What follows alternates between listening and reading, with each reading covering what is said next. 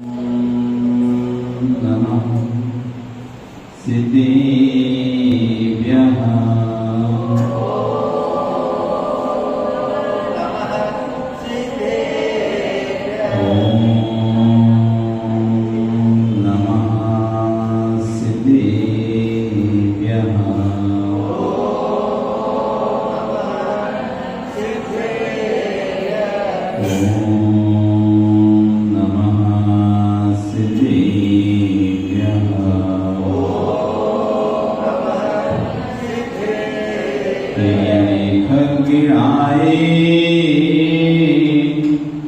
रुतारी मोर सैर सिर निविहो आई राऊ पसियो परवानी भवेची लोए नमो हरिहंताणं नमो सिद्धाणं नमो आयनीयाणं नमो वज्रायाणं नमो लोई सव्यसाहुरं। बोलिए अनंत पर दृष्टि भगवान की जय, आदिनाथ भगवान की जय, शासनी महावीर भगवान की जय, आचार्य श्री ईश्वर विश्व सागर जी महाराज की जय, लक्षण महापर्व की जय, संयम धर्म की जय, में विश्व धर्म की जय।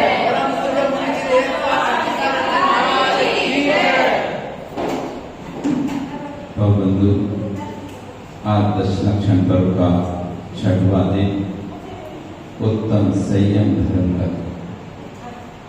प्रथम दिन हमने क्षमा के माध्यम से क्रोध को अपने बस में करना सीखा, मार्दव के माध्यम से मान को हराया, आर्जव के माध्यम से मायाचारी को नियंत्रित किया, शौच के माध्यम से लोभ पर विजय प्राप्त की, सत्य के द्वारा असत्य को हराया। आज संयम के द्वारा असंयम पर जीत है। संयम संयम यम होता है नियम। जीवन पर्यंत के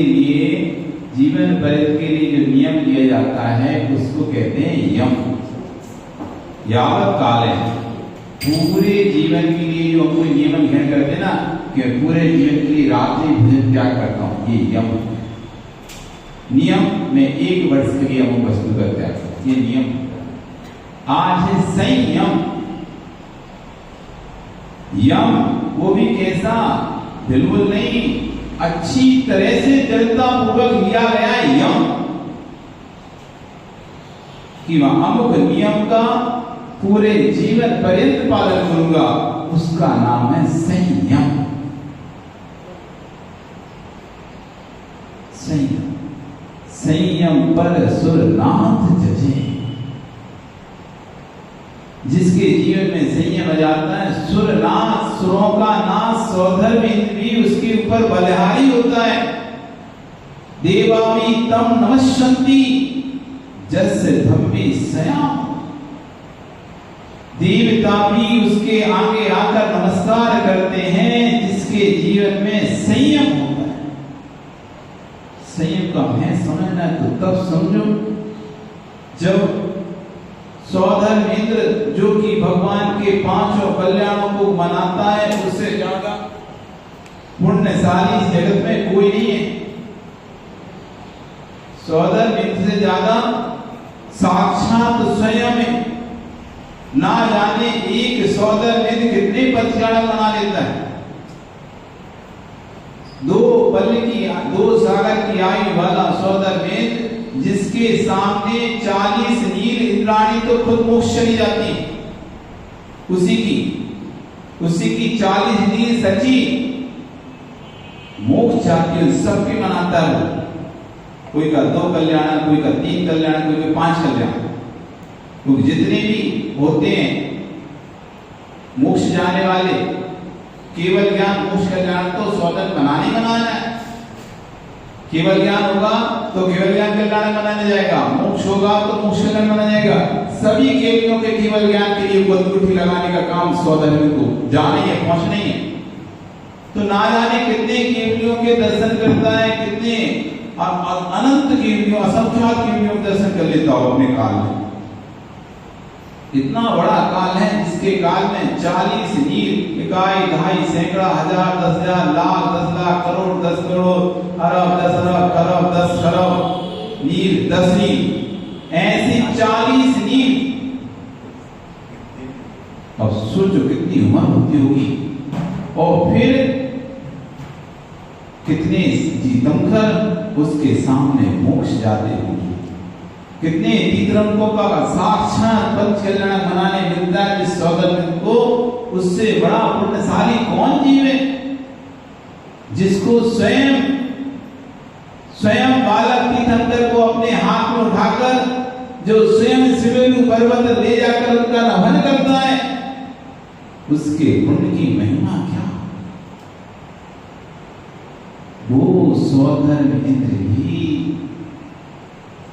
वो स्वधर्मेंद्र जिसकी महिमा अपरंपार है, जो भगवान के प्रत्येक कल्याण में सबसे आगे रहता है, बिल्कुल मुख्य रूप में, और बाकी सब उसके पीछे चलते हैं।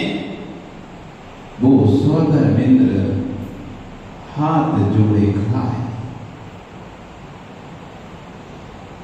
जब भगवान को वैराग्य हुआ, लोकांते देव पंचम स्वर से नीचे उतर कर भगवान के वैराग्य की अनुमोदना कर रहे हैं। धन्य है प्रभु, धन्य है आप, जो आपने उत्तम पद पर जाने का भाव बनाया है। धन्य है प्रभु, धन्य है प्रभु। स्वर से पालकी आती है, भगवान का दीक्षाभिषेक होता है। दीक्षा अभिषेक के बाद भगवान पालकी में विराजमान, पालकी में विराजमान होते ही इंद्र गण पालकी के लिए उठाने के लिए तैयार होते हैं। तभी उनको रोक दिया जाता है, नहीं, आप पालकी नहीं उठा सकते। क्यों नहीं उठा सकते? भगवान की पालकी उठाने का हक प्रथम उसी व्यक्ति को होगा जो भगवान के साथ संयम को धारण कर पाएगा। तब सोदर मित्र गिड़गिड़ाता है, पूरी स्वर्ग की संपत्ति ले लो, पूरा वैभव ले लो, ऐश्वर्य ले लो, मैंने भगवान का गर्भ कल्याण बनाया था, मैंने भगवान का जन्म कल्याण बनाया था, मैं भगवान का तब कल्याण बनाऊंगा, मुझे पालकी उठाने दो। हर कार्य में मेरा प्रथम हाथ अधिकार होता है। गर्भ कल्याण में मेरा प्रथम, मैंने पहले अभिषेक किया था। जन्म कल्याण में, गर्भ कल्याण में मैंने पहले भगवान का शोधन किया था, उसके बाद बनाया था। सबसे पहले पूजा मैंने की थी माता पिता की। जन्म कल्याण में भी सबसे पहले मैंने ही बालक की तंत्र को उठाया था। अब तब कल्याण में मुझे भी सबसे पहले, तो पहला ही होता है, फर्स्ट सो, पहला सो पहले ही होता है। फिर बाद में कितने ही करते तो वो अलग विषय है, लेकिन पहले का जो आनंद होता है वो पहले का ही आनंद। जो प्रथम पुत्र आपका जब जन्म लेता है, उस समय आपको जो आनंद होता है वो आनंद अलग ही होता है। द्वितीय की गारंटी थोड़ी ना है, होगा नहीं होगा, हो गया अच्छी बात है, नहीं हुआ तो भी ठीक है। लेकिन जब पहली बार आप मां बनते हैं, पहली बार आप पिता बनते हैं, तो उसका आनंद अलग ही होगा। सरोज जी, पहली बार तो तुम अपनी देवी को देखने गए थे, तो आनंद आया था नहीं? कुछ अलग से आया था नहीं आया? फिर दूसरी बार बिल्कुल लेने गए थे, फिर नहीं आया। जिस बार पहली बार तुम गए थे, क्यों राजेश, पहली बार जब गए थे तब का आनंद अलग था कि नहीं था? और दूसरी बार गए थे तब का, जो पहली बार का आनंद होता है वो दूसरी बार में नहीं आता है, वो पहली बार के ही होता है। तो सौदरेंद्र गिड़गिड़ा रहा है, हमको पालकी उठानी नहीं, संयम ग्रहण करो। तो सौदरमिंद कहता है धन ले लो, संपत्ति ले लो, वैभव ले लो, ऐश्वर्य सब कुछ ले लो, बस भगवान की पालकी को सबसे पहले मुझे उठाने दो। तब संयम का महत्व समझ, क्योंकि इंद्र लोग संयम धारण नहीं कर सकते, वो नियमन नहीं ले सकते। एक मनुष्य है जो अपने जीवन में नियम को ले सकता है और उसका अच्छी तरह से पालन कर सकता है। बाकी तिरंचों को तो कौन पालन कराना है? कोई नियम भी दे दो कोई, पहली बात तो उनको सदुपदेश मिलता नहीं है। मुश्किल से कहीं बिल्ले किसी को मिल भी गया तिरंच को, तो उसका पालन कराने वाला कौन? कोई नहीं होता। बिल्ले लोग हैं जो तिरंचों के नियम को पालन कर पाए, सीता जैसे। जब राम लक्ष्मण सीता दंडक वन में थी वनवास के काल में, तो सीता का नियम था जब तक मुनिराज को हार नहीं देगी, हार नहीं करती। मुनिराज नाभी होते थे, नाभी हो तो अपना रोज समय पे पड़गान को खड़ी होती थी और बेला डालकर, मुनि के हार की बेला डालकर हार करते थे। तो एक दिन सीता खड़ी थी, तभी आकाश मान से दो चारण वृत्तिधारी मुनिराज चले आते हैं, तुरंत अपने स्वामी को आवाज देती, स्वामी स्वामी जल्दी आइए जल्दी आइए। महाराज आ रहे हैं, जंगल में भी पड़गान कर रहे हैं, और अब तो घर में भी नहीं कर पाते, जंगल में भी पड़गान कर रहे हैं, स्वामी जल्दी आइए मुनिराज आ रहे हैं। तुरंत दोनों राम सीता उनको पड़गान करते हैं और उनको आहार विधि से नवदा भक्ति पूर्वक आहार दे। तभी एक जटायु पक्षी वहां दूर खड़ा हुआ देख रहा होता है महाराज की हार। जंगल में तो सारे जानवर आ सकते हैं, तो देख रहा था हार। और बाद में जब महाराज का हार पड़गान हार पूरा हुआ, तो जो उनके हार के बाद जो जूठा पानी वगैरह फैल गया था, उसमें जाकर वो लोट लगाता है, उसके पंख स्वर्ण वर्ण के हो जाते हैं। मुनिराज के चरणों में बैठ जाता है। मुनिराज उसके मन के मना बड़े ज्ञानी थे, मन की बात जानते थे, समझ जाते हैं। तुम संयम को धारण करो, तुम अणुव्रतों को धारण करो। पर मुनिराज उपदेश तो देते हैं, लेकिन उनके मन में थोड़ा सा विकल्प रहता है, ये अणुव्रत तो ले लेगा, लेकिन इसका पालन कौन कराएगा? तभी सीता बोलती है, स्वामी आप, सीता मुख मुद्रा को समझ जाती है, महाराज के अंदर के भावों को समझ जाती है। स्वामी आप तो इसको अणुव्रत दीजिए, मैं कराऊंगी पालन। एक वो सीता जो तिरंज के भी अणुव्रतों का पालन कराने के लिए जिम्मेदारी ले लेती है, और एक आज की माता है अपने बच्चों का नियम पालन कराने की जिम्मेदारी। और ये बच्चा नियम भी लेना चाहे तो पीछे से उसकी शर्ट खींच देंगे, पीछे से उसके कपड़े खींच देंगे, अरे क्या कर रहे तुम? इधर जाना पड़ता है, उधर जाना पड़ता है, पार्टी रहती है, शादी में जाना पड़ता है, घर में यही बनता है, कैसे तुम त्याग कर रहे हो? तो एक वो सीता जो तिरंज का भी नियम पालन कराने के लिए कटिबद्ध हो गई। हमें प्रेरणा देना चाहिए, तुम नियम लो, हम तुम्हारा पालन कराएंगे। तुम नियम लो, हम तुम्हारा पालन कराएंगे। क्यों पालन नहीं होगा? जरूर पालन होगा। ऐसी कौन सी जगत में वस्तु है जो संभव नहीं? परिस्थितियां कभी भी व्यक्ति को दुखदायी नहीं होती, परिस्थितियों से व्यक्ति का संयम नहीं टूटता है।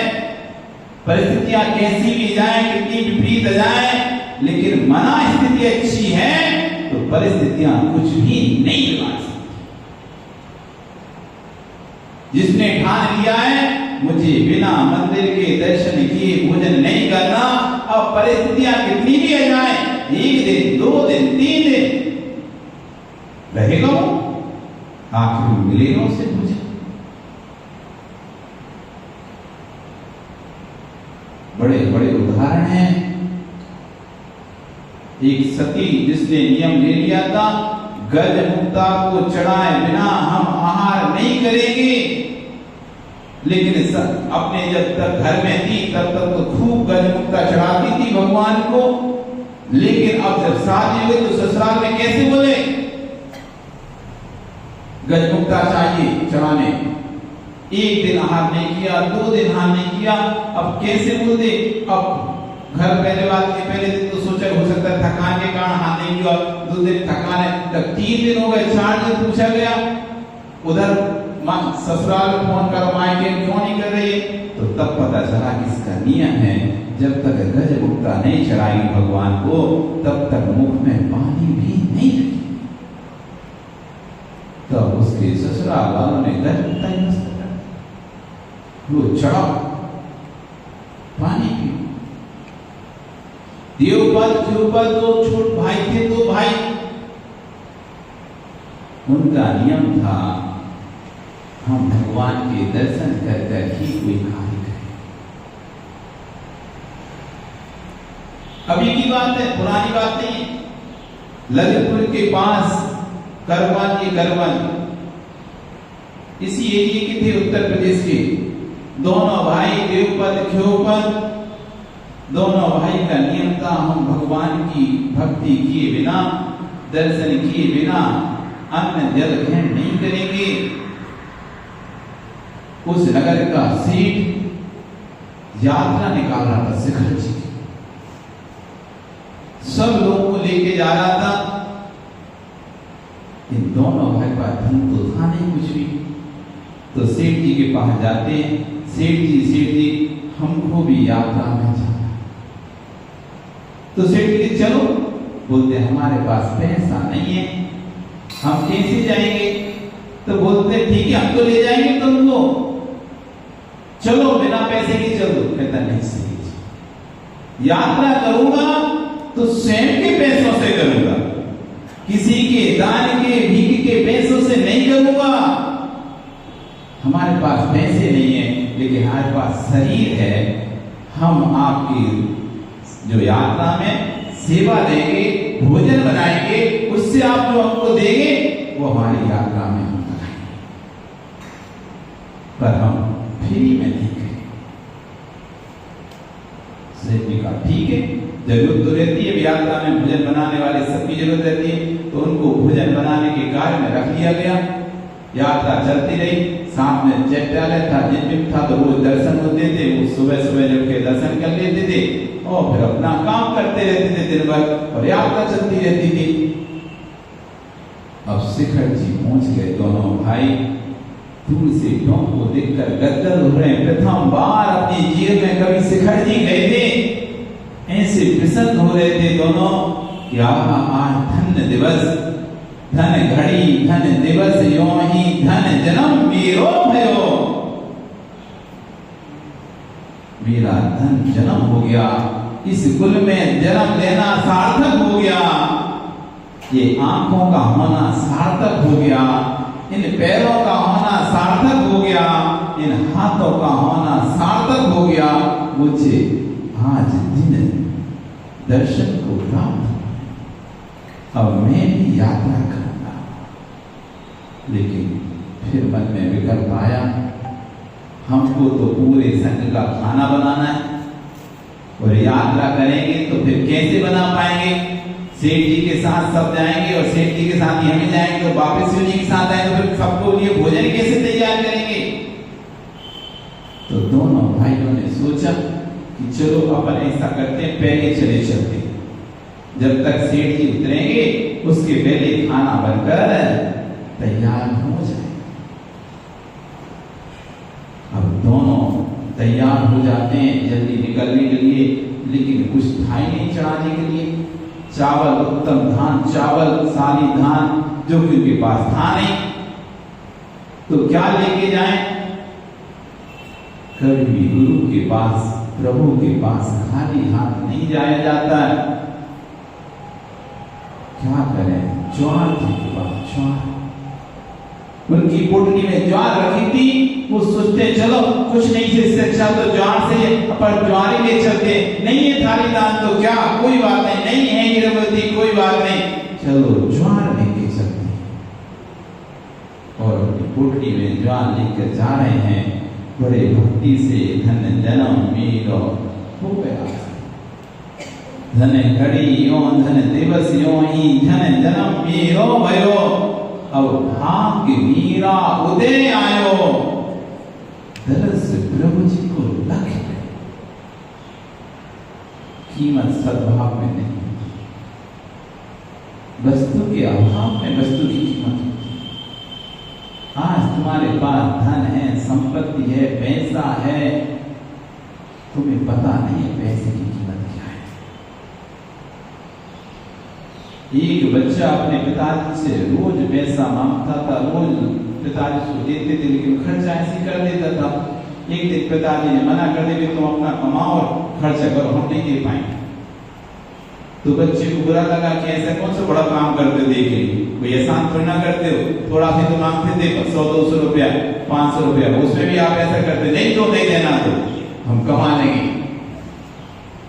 और ऐसे अकड़ में वो चला गया और दूसरे के हाथ जगह जगह काम के लिए तलाश मांग कर रहा है, लेकिन काम नहीं मिल रहा। अब तसन में था कि आज तो पैसा कमा के लेके जाना चाहे कुछ हो जाए, तो एक जगह उसे बर्तन मांजने का काम। सुबह से लेके शाम तक उसने बर्तन मांजे, कमर दुखने लगी, हाथ में दुखने लगे। वो कमाई हुई 200 रुपए, बस 200 रुपए से मिली। अब वो 200 रुपए कमा के बड़ा खुश था। घर पहुंचा और कहता है देखो हमने 200 रुपए कमाए। तो उसका पिता कहते से 10 रुपए देना। उसने 10 रुपए दिए और उसी के सामने उसको ऐसे फाड़ दिए। तो जैसे ही 10 रुपए फाड़ा तो उसकी तो आंख में तलब गई, पता है नहीं कैसे 200 कमाए तुमने, और ऐसे ही पिताजी आपने फाड़ दिए। नहीं चाहिए तो वापस कर देते, लेकिन फाड़े क्यों दिए, कैसे कमाए मैंने? तब पिता कहता है समझ में आया ना, जब स्वयं कमाते हैं तो एक एक रुपए की कीमत रहती है, और दूसरा कमा के देता है तो 10 क्या 100 भी फाड़ दो तो पता नहीं चलता, दर्द नहीं होता। स्वयं की कमाई, आप कमाए और बाप कमाए, दो में बहुत अंतर है। आप कमाई और बाप कमाई, स्वयं कमाओ तो 10 रुपए भी फिर खर्चा करता तो आदमी सोचता है करना है कि नहीं करना, करना है कि नहीं करना। पैसे तो कहीं भी हाँ ठीक है अकाउंट में पैसे डाले हैं, पिताजी डाल दिए, ये खरीद दो, वो खरीद दो, वो खरीद दो, वो खरीद दो, जो खरीदना खरीद लो। और जब स्वयं कमाते हैं ये नहीं खरीदने जरूरत नहीं, इसकी खाए को खरीदना, फालतू पैसे क्यों, जोड़ के रखो, बचा के रखो। तो स्वयं की कमाई का 1 रुपये भी आनंद देता है। स्वयं की कमाई का 1 रुपया आनंद देता है, दूसरे की कमाई का 1000 रुपये भी वो आनंद नहीं दे पाएगा। कमा के देखो कभी 1 रुपया और उससे चना खरीद के खाओ, ये चना भी स्वादिष्ट लगे। अपने पैसे से सूखे चना भी खाओगे ना, देखा नहीं सरोज जी, जब घर में कोई नहीं होता तो तुम्हें काम करना पड़ता है, तो अपने हाथ से भारत के नक्शे जैसी रोटी बनाते हो, मोटी मोटी कड़क कड़क, तो भी अच्छी लगती, भूख लग रही, अपने हाथ से बनाई, बुराई नहीं करते कि ऐसी खराब सी को बना दी। और जब दूसरा बेटे की माँ बना के देती है, कैसी मोटी बना दी, कैसी है, ये कड़क हो गई, यहाँ से वैसी हो गई, ऐसे हो गई, कितने सारे नखरे आते हैं। क्यों राजे लाते नहीं आते, अच्छी नहीं है, ये नहीं है, वो नहीं है, खराब है, जल गई। और जब स्वयं बना के खाते भी जैसी विद्या। अब एक बार आचार्य श्री विश्व साहित्य चतुर्मास चल रहा था सुनने लगा, और उन्होंने कहा, नमक की चर्चा चल रही थी, नमक के बारे में समझा रहे थे कि जो बाजार का नमक खाता है वो तो मांस ही खाता है, मांस। क्योंकि जो समुद्र है उससे पानी लाकर क्यारी में जमाया जाता है, उस समुद्र के पानी में न जाने कितनी मछलियां सब रहती है, वो वहीं जाकर पानी भरता जाता है, उसमें इकट्ठी होती पड़ती रहती है और धीरे धीरे वो नमक पानी सूखता जाता है और ठोस में परिवर्तन हो जाता है, वो मछलियां वगैरह सब उसी में मर जाती है और खार होने के कारण से उसकी हड्डी वड्डी सब उसी में गल जाती है। उसी को फिल्टर कर आपके पास लाया जाता है। जो नमक खाता है बाजार का, उसका तो मांस का भी त्याग नहीं हो सकता। मांस का भी त्याग, संयम का दिन है। सुनो, आज हम धर्मात्मा है ना, तो सुनो आज संयम की बातें। मांस का भी बड़ा हमारा मध्य मांस मधु त्याग है। हमारा अष्टमूल गुण पालते, अष्टमूल गुण पालते, मस्त मांस मधु का त्याग है। बाजार का नमक खाती पूछ ले मध्य मांस मधु का त्याग है, अष्टमूल गुण पालन करते हैं, एकासन करते हैं महाराज। हम अष्टमी को भी एकासन करते हैं, चतुर्दशी को भी एकासन करते हैं, सूर्य का भी भोजन करते हैं अष्टमी चतुर्दशी को, और हम सब त्याग करते हैं। बाजार में पानी नहीं पीते, बाजार का खाना नहीं खाते। बहुत बढ़िया बात है। घर में तो खाती हो, घर में तो खाती हो, पैकेट का नमक खाती हो, आयोडीन वाला कि नहीं खाते?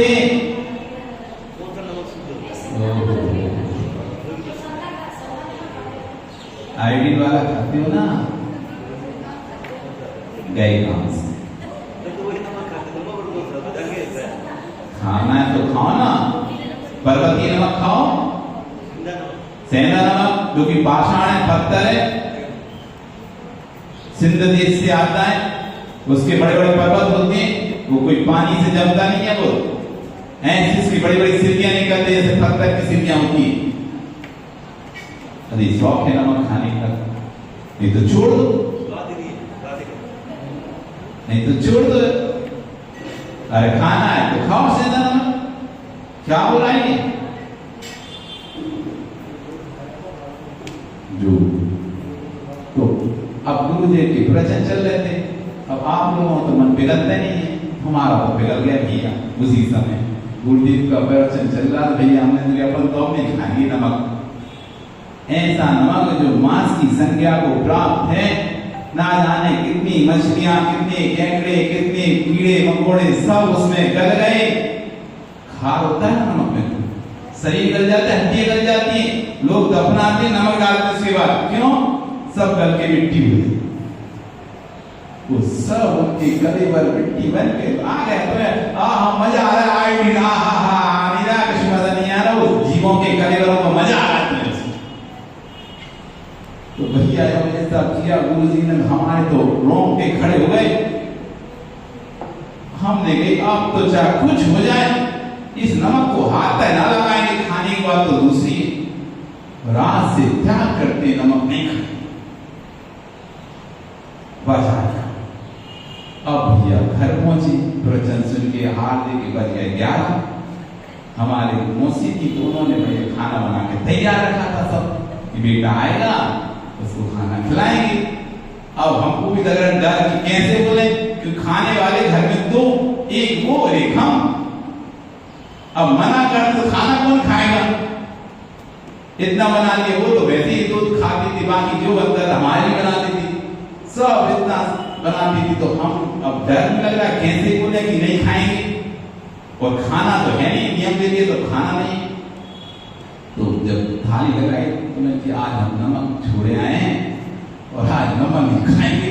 अरे जैसे उन्होंने सुना तो 12 तो 7 पे आसमान, जो गुस्सा होना शुरू, ज्यादा पंडित बन रहे, ये कर रहे, वो कर रहे, समझ में नहीं आ रहा, परेशान करते रहते, ये वो बहुत सारी बातें सुनानी।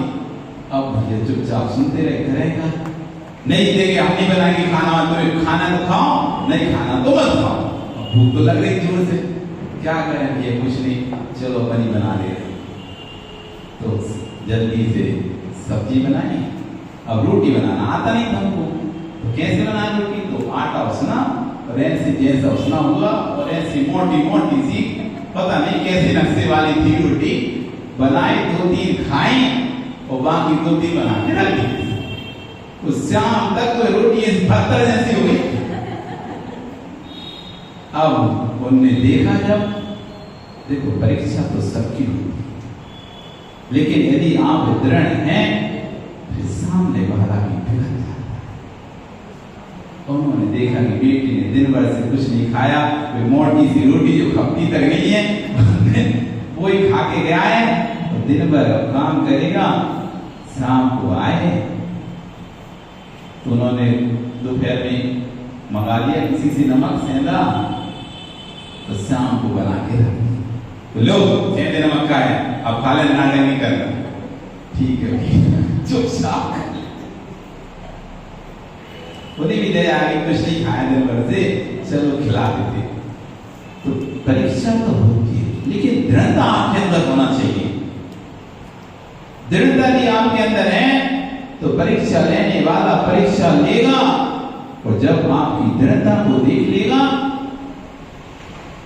तो आपके लिए स्वयं आपकी व्यवस्था करेगा। आप चले जाओ बाहर यात्रा में, वो तो हम नहीं खाते रात में, हम नहीं खाते बिना मंदिर के आने वगैरह, तो देखो कहीं से भी ढूंढ के लेके आएंगे, तो ड्राई फ्रूट्स लेके आएंगे, अरे ड्राई फ्रूट्स खा लो, ये खा लो, चिप्स खा लो, पानी पी लो, कुछ तो कर लो, जितना किसी और से ना पूछेंगे उतना तुम्हारे आगे पीछे घूमते रहे, भैया कच्चू तो खा लो, ये खा लो, वो खा लो।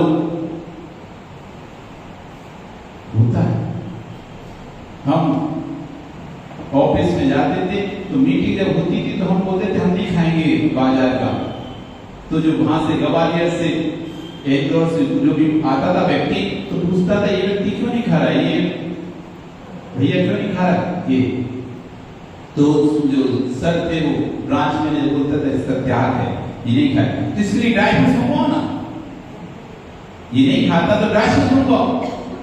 तो अलग से ड्राई फ्रूट्स की प्लेट लगा के लेके आते थे कि चलो तुम नहीं खाते तो ये खाओ। जैन है वो नहीं खाएगा, और जो जैन थे उसे तुम कैसे जैन हो, देखो एक जैन को देखो और एक तुमको देखो, तुम डटाए जा रहे हो और वो सामने वाला खा भी नहीं रहा। अलग से पहचान जीवन एक छोटा सा भी नियम लोगे ना, अलग से पहचान बनती है, अलग से आता है। हमारा तो सारा नियम ऐसी कोइंसिडेंस हुआ है। अब छोटे थे 15 साल के थे तो हमारे पिताजी विधान वगैरह कराते थे, पूजन कराते थे, प्रवचन में जाते थे, तो ऐसी परीक्षण का समय था और बोले कि 10 दिन परीक्षण चल रहा है हमारे साथ। अब अपन तो बच्चे अच्छे, चलो स्कूल से छुट्टी मिलेगी, पढ़ाई वढ़ाई नहीं करना पड़ेगी, 10 दिन फ्री रहेंगे, खाएंगे पिएंगे मस्ती करेंगे 10 दिन, हाँ चलते चलते ठीक है कुर्ता पजामा सिलवा दे, तो कुर्ता पजामा सिलवा दी। अब वो ले गए, पहुंचे तो वहां पहुंचे तो समाज के लोग आ गए, सब लोग अरे पंडित जी आ गए, पंडित जी कोई भैया जी आए साथ में, अरे लो अब भैया भैया जी हमको तो आलू प्याज तो नहीं खाते थे, आलू खाना अच्छा लगता था और भी बाजार की चीज खाना अच्छा लगता था। अब भी कह रहे भैया जी आए, भैया जी आए, अब मर गई कहां से भैया जी बना देना। अब ठीक है भैया 10 दिन तो रहना पड़ेगा, हम तो सोचे थे घूमेंगे फिरेंगे कुछ देखेंगे, वहां पे राखी माखी चले जाएंगे, घूमेंगे सब जगह घूम के आएंगे। अब भी बन गए भैया जी हम तो, अब तो कमरे से बाहर नहीं निकलना। अब ठीक है भैया भैया जी, अब संयम धर्म का दिन आया, एक दिन था तो सब अपने मध्य प्रदेश में तो सब धर्म कहते हैं खून में धर्म है, खून में धर्म है, पैदा होते से बच्चे को धर्म आ जाता है। तो अपने छोटे छोटे बच्चों को सब लोग लेके आते रहे कि भैया जी अब हम छोटे तो बच्चों को भी हमारे पास लाएंगे, स्वामी के जो पंडित जी तो बड़े हो गए ना, तो बड़े लोगों के पास जाते हैं, छोटे बच्चों के पास आते हैं। तो सब अपने बच्चों को लेके आए, भैया जी इसको आलू का त्याग हुआ, भैया जी इसको प्याज का त्याग, अब भैया जी अब भैया जी तो खुद ही खा रहे, अब मर गए, क्या करें। ठीक ठीक है आलू नहीं खाना, प्याज नहीं खाना, सबको ऐसे बोलते गए। सब लोग कोई 10 दिन के लिए, कोई 1 महीने के लिए, कोई 15 दिन संयम का दिन था ना, तो सबने ऐसे छोड़ दिए। किसी ने 1 महीने के लिए छोड़ दिया आलू, किसी ने 2 महीने के लिए छोड़ दिया। तुमने कितने दिन के लिए छोड़ दिया हैं? 10 दिन के लिए। 10 में तो 5-6 तो निकल ही गए। 4 दिन बाद खाओगे तुम लोग आलू खाओगे? नहीं खाओगे ना? कि खाओगे? क्या करोगे? 10 दिन छूट सकता है तो 1 महीना छूट सकता, उसमें क्या है?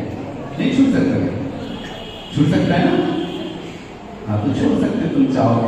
अब भैया सब लोग आए, हमने सबको छुड़वा दिया।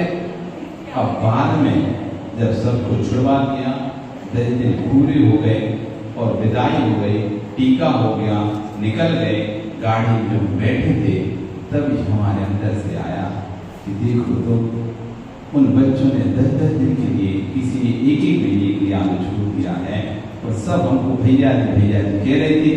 अब कल को यदि हम कहीं खाते दिख गए आलू, तो क्या सोचेगा? कोई भी टकरा गया कभी होटल पे खाते, आज से आलू मिल गए। जीवन भर पर्यंत के लिए आलू त्याग कर दिए और उसी समय हमने आलू का त्याग। ऐसे आए हमारे जीवन में। कोई भी नियम हमने दिया, सारे नियम इसी तरह से लिए। एक दिन आंचल जी पानी पर व्याख्यान कर रहे थे, पानी पर हमने कहा आज से हम नल का पानी नहीं पिए। और उस दिन से फिर उस दिन भी ऐसे ही हुआ। घर पहुंचे 11 बजे पहुंचते थे हम, घर 11:30। उस दिन भी खाना बन चुका था। अब उस दिन भी ऐसे हुआ तो फिर हम पानी लेकर आए, कुएं पर गए, कुएं से पानी लेकर आए, पानी रख दिया, चुपचाप थोड़ा सा बना लिया, खा लिया, फिर शाम से फिर माँ ने मौसम बना दी गई। ठीक ऐसे करके एक करके नियम लेते गए और उस मार्ग पे बढ़ते गए। संयम तो ऐसे ही होता है, एक साथ कभी भी नहीं आता जीवन में। आप सोचोगे नहीं अब अभी ठीक है, अभी खाने पीने के दिन है, अभी खा पी ले रहे, फिर एक साथ ले लेंगे। एक साथ कभी कोई चीज नहीं। जब भी आएगी छोटे छोटे नियमों से ही बड़ा नियम बनेगा। आप सोचो कि एक साथ आप बड़ी दीवार खड़ी कर दें, तो एक साथ बड़ी दीवार नहीं खड़ी कर सकते हो। एक बार में तुम 6 फीट 7 फीट खड़ी कर दोगे, 10 फीट तो गिर जाएगी दीवार। मिस्त्री समझदार होता है, एक दिन में 10 फीट की दीवार खड़ी नहीं करता, एक दिन में 8 फीट की दीवार खड़ी नहीं करता, 3-4 फीट की करता है। फिर उसको सूखने देता है, एक दिन पूरा देता है, जमने देता है, फिर उस पर एक लेंटर डालता है, भैया और ऊंची खड़ी करनी है, फिर करती है। एक साथ कभी भी दीवार खड़ी नहीं होती, खड़ी हो भी जाए तो गिर जाए। ऐसे एक साथ कभी नियम नहीं आते सारे जीवन में। आ गए तो तुम भी गिरोगे, नियम भी गिरेंगे। क्रम से धीरे धीरे 1 दिन, 2 दिन, 4 दिन, 10 दिन, एक नियम पूरा जीवन में लिए, दूसरा नियम फिर जीवन भर लिए। ऐसे करते करते जब आपके नियम बढ़ते चले आते हैं, वही नियम तो एक दिन महान नियम के रूप में बदल जाता है। छोटे छोटे नियम एक दिन बहुत बड़े हो जाते हैं। घुटनों चलने वाला बालक पैर खड़े हो जाता है। जो छोटा सा जन्मा बालक है, घुटनों चल रहा है, पता नहीं चलते चलते घुटनों चलते चलते एक दिन आप देखते हैं अपने पैरों पर खड़े होकर चलने लगता है। ऐसी लग रहा है कि नियम नहीं लेना चाहिए। गाड़ी में ब्रेक ना हो और जीवन में संयम ना हो तो जो हालत गाड़ी की होगी वही तुम्हारे जीवन की। गाड़ी के अंदर ब्रेक नहीं है और आप गाड़ी चला रहे हैं तो क्या होगा? गाड़ी का क्या होगा? और उस पे जो सवार है उसका भी एक्सीडेंट हो जाएगा। ऐसी जीवन में यदि संयम नहीं है ये संयम का ब्रेक नहीं है तो ये जीवन भी दुर्गतियों के गड्ढों में गिर जाएगा और नरक निगोद की पर्याय में दोबारा एक्सीडेंट हो जाए। एक छोटा सा नियम भी तुम्हें, जैसे कहते ना, डूबते को तिनके का सहारा। कभी सुना ये कहावत? डूबते को तिनके का सहारा। कल कहानी सुनाई थी ना, उस समुद्र सेठ को जहाज डूब गया था, क्या मिला था? एक छोटा सा जहाज का पटिया मिल गया था, उसी के सहारे उसने जहाज समुद्र को पार कर लिया था। तिनके का सहारा भी डूबते को काम में आ जाता है। जो वस्तु हमें तुरंत लगती कोई काम की नहीं है, समय आने पर कहते हैं खोटा सिक्का भी काम करता है समय आने पर। एक कहानी आती थी बचपन में, सुनते थे। एक शेर है, जंगल का राजा शेर है, उसी जंगल में चूहा रहता है छोटा सा।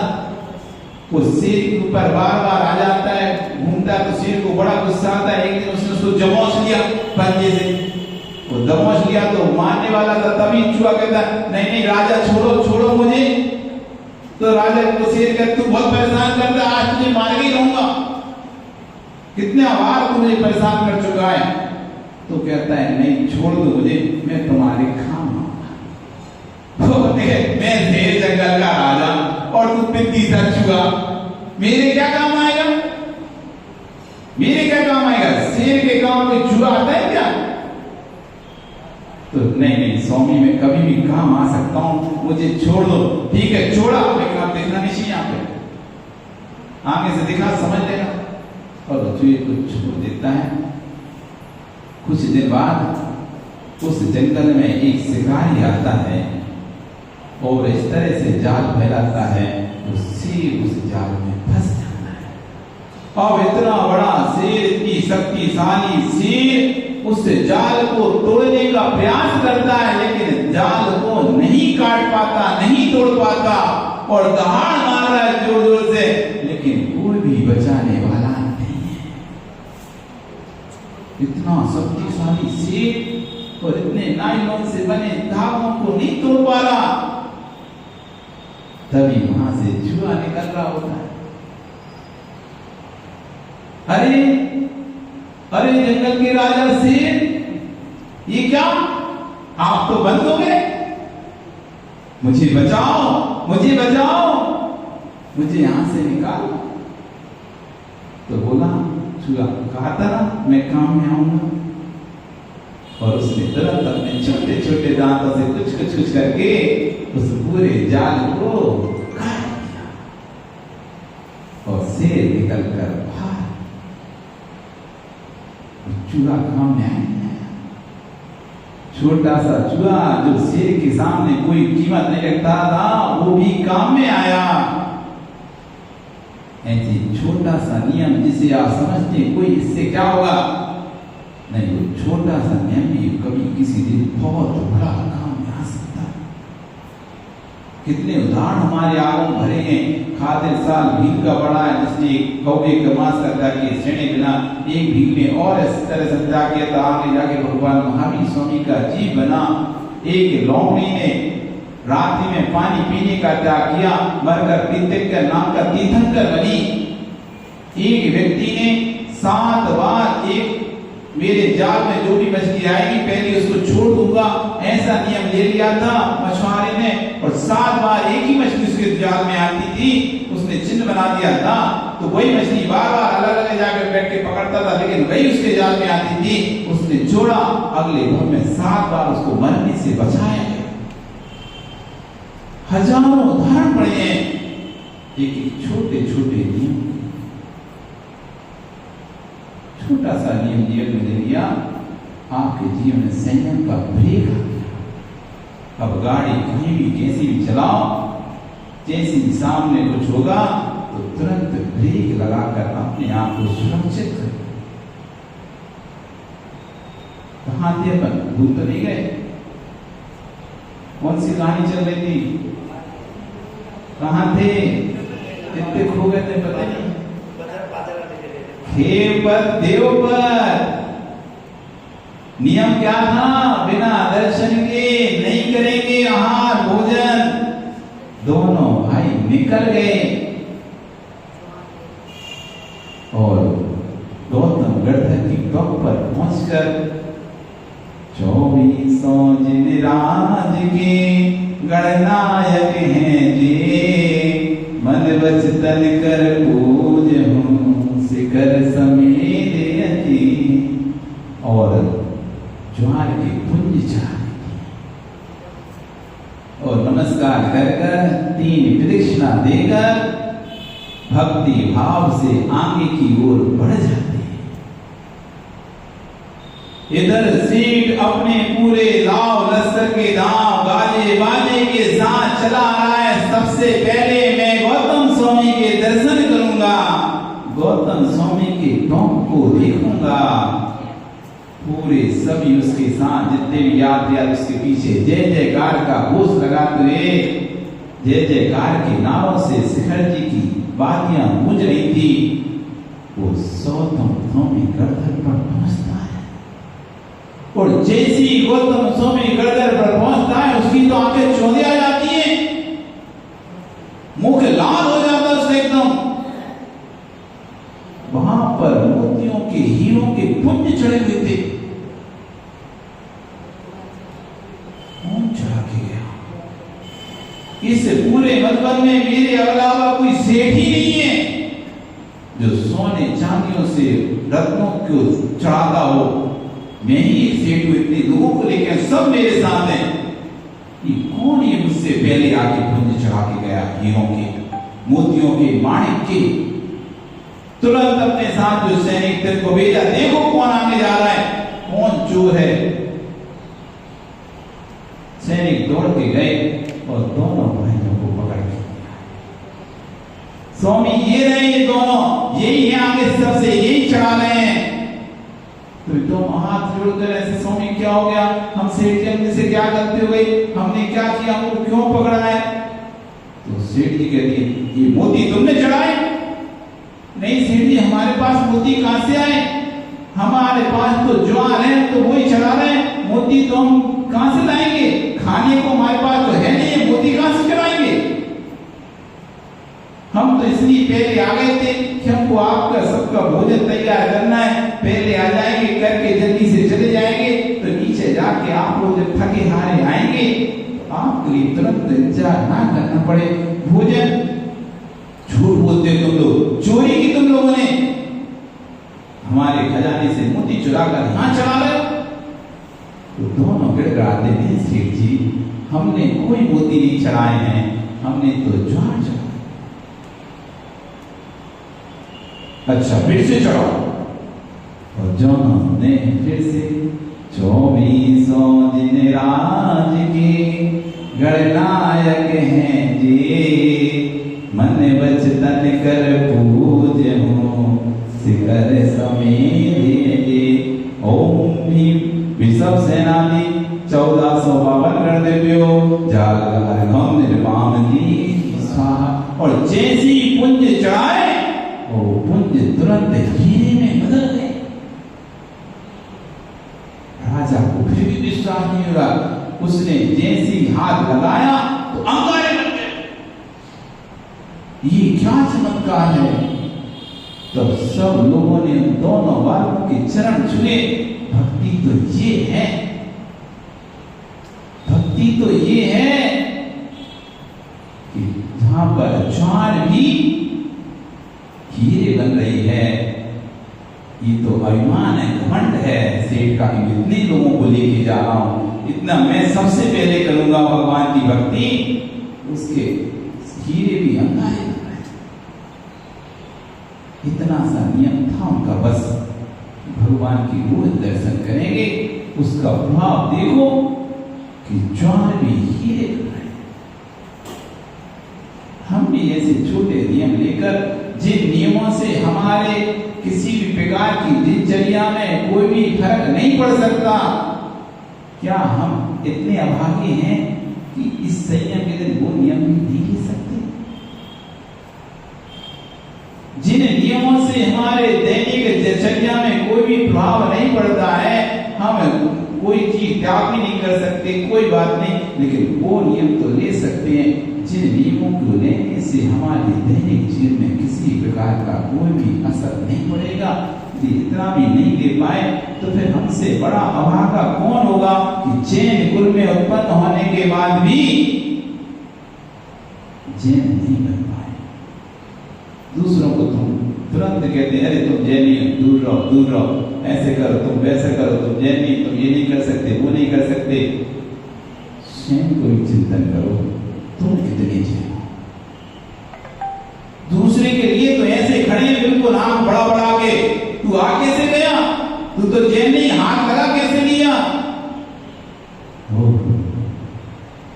स्वयं के लिए भी कभी झांक के देखो, तुमने कौन से जैन कुलाचार का पालन किया, किस एंगल से तुम अपने आप को जैन कह रहे हो। मुझे तो यही समझ नहीं आता, व्यक्ति बड़े गर्व से कहता है मैं जैन हूं, मैं जैन हूं, मैं जैन हूं।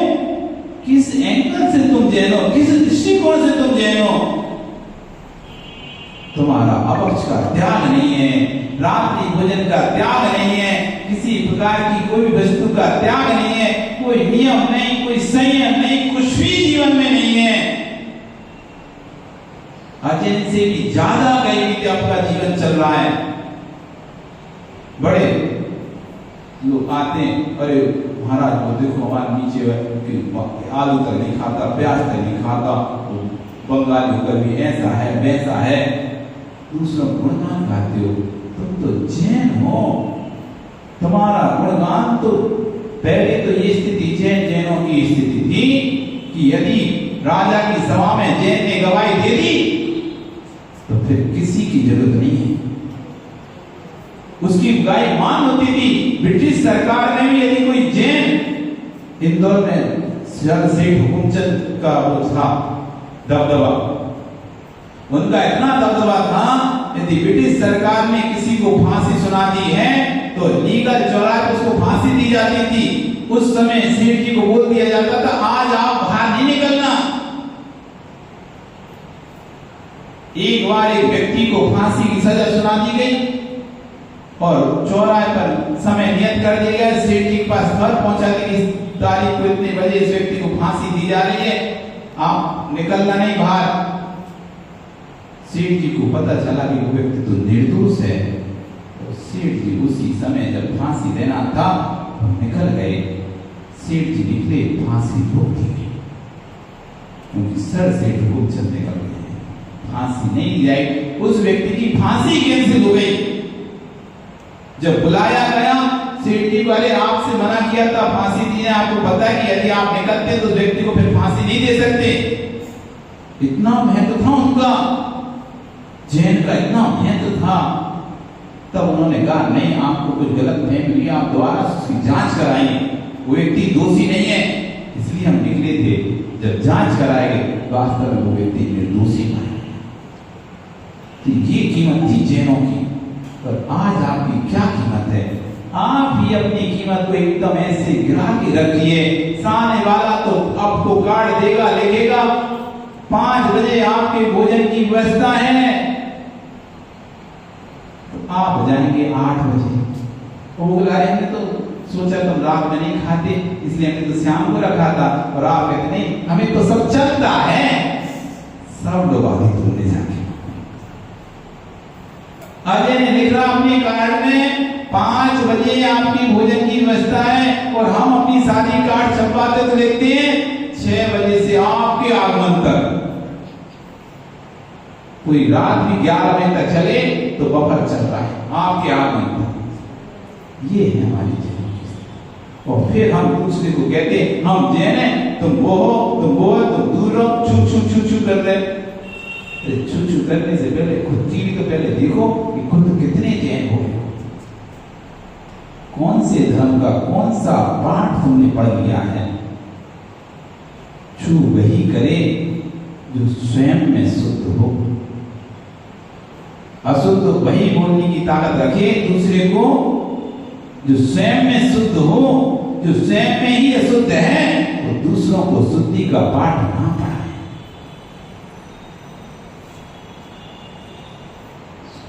वो शुद्धि का पार। आज संयम धर्म का दिन है। कम से कम अपना जैन होने का, कहते ना, हम जैन कुल में जन्मे अभिमान करोगे। किस बात का अभिमान करोगे तुम? क्या ऐसा तुम्हारे पास नियम है जो जैन कुल में सिर्फ मेरे पास हो सकता है, किसी और के पास है? इसका अभिमान है मुझे। किस बात का अभिमान कर रहे हो? स्वापी देवोपी स्वा जायते, स्वापी देवोपी देवा स्वाय जायते धर्म किलसा कापी नाम भवे दन्ना धर्म सर्व शरीरना धर्म संपत शरीरना। स्वान भी देव होते देखा जाता है और देव भी स्वान होते देखा जाता है। ये धर्म की महिमा है।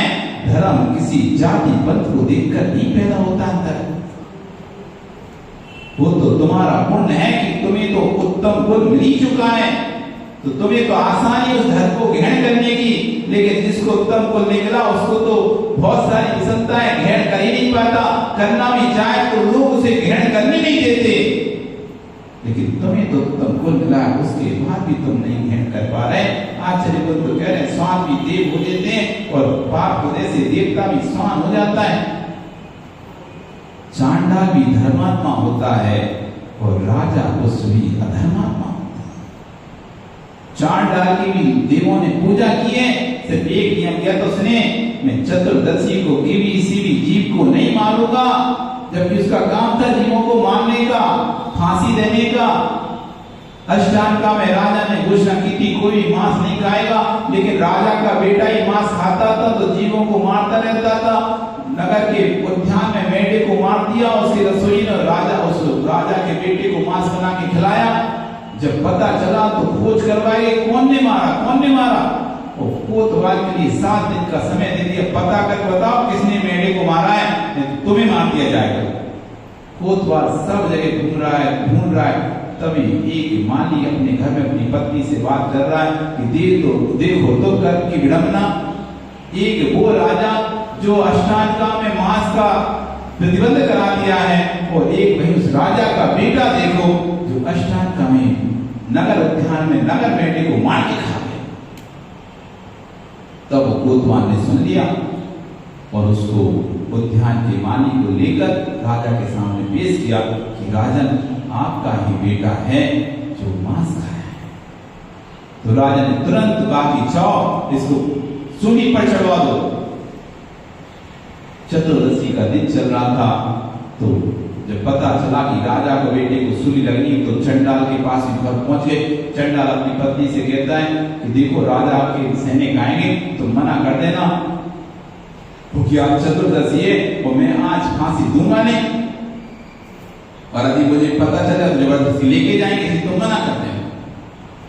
तो दुख जाता है घर के कोने में, और पत्नी जब वो आते हैं सैनिक पूछते हैं कहाँ है चंडाल, तो पत्नी बोलती आज तो है नहीं कि बाहर गए। तो दोनों सैनिक आपस में बात कर रहे। ऐसी फूटी किस्मत है इसकी, हर दिन उपलब्ध रहता था। आज ही जब राजा के बेटे को सजा होनी है और इतने सारे गहने जीवर से लदा हुआ है, सारे गहने जीवर इसको मिलते, और आज ही गायब हो गया। अब पत्नी को आ गया लोग, तो पत्नी कहती बाहर गए बाहर, और उंगली के सहारे से अंदर है। तो सैनिक समझ गए कि अंदर है, और बाहर गए कह रहे, और वो सैनिक उसको पकड़ लेते। अब तो वो और मना करता है कि नहीं मैं नहीं जाऊंगा, मेरा तो नियम है। लेकिन सैनिक उसको पकड़ के राजा के पास ले जाते हैं, और राजा से कहते तो मना कर रहा है फांसी देने से। तो राजा कहता क्यों मना कर रहे?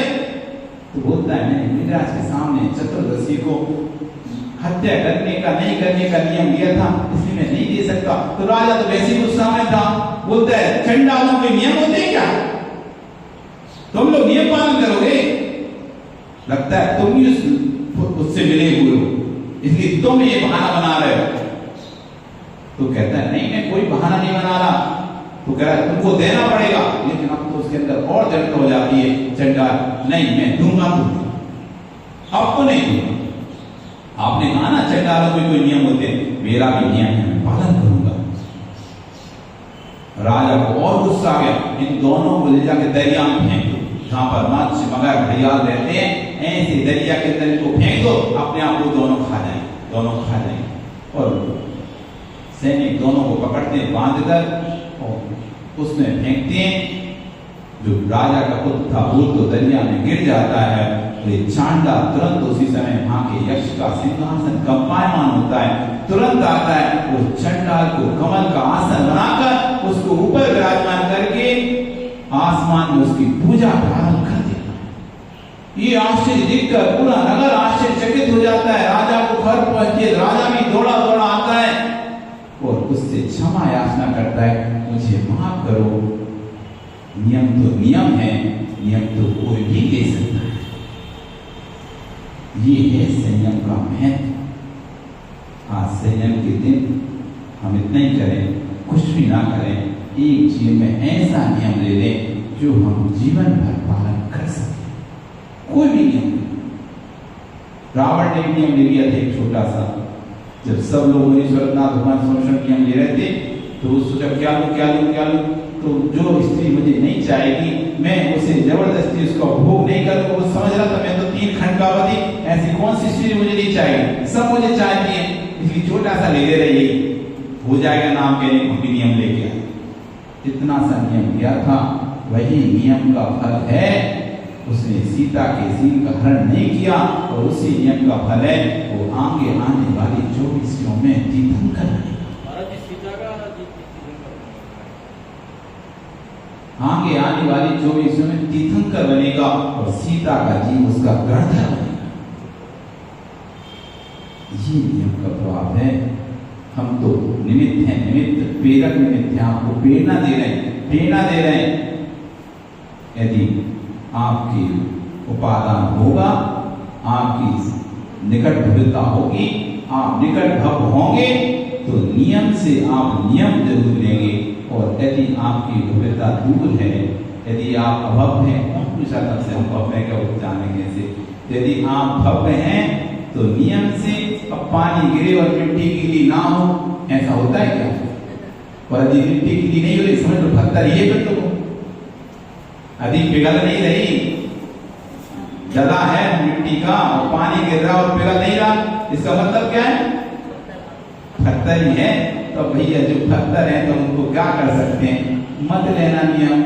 लेकिन यदि वास्तव में भगवान आत्मा हो, वास्तव में तुम जैन हो, अपने आप को जैन मानते हो, जैन समझते हो और जैन कुल कर तुमको जो अभिमान है, तो अपने जीवन में कोई नियम जरूर लेना।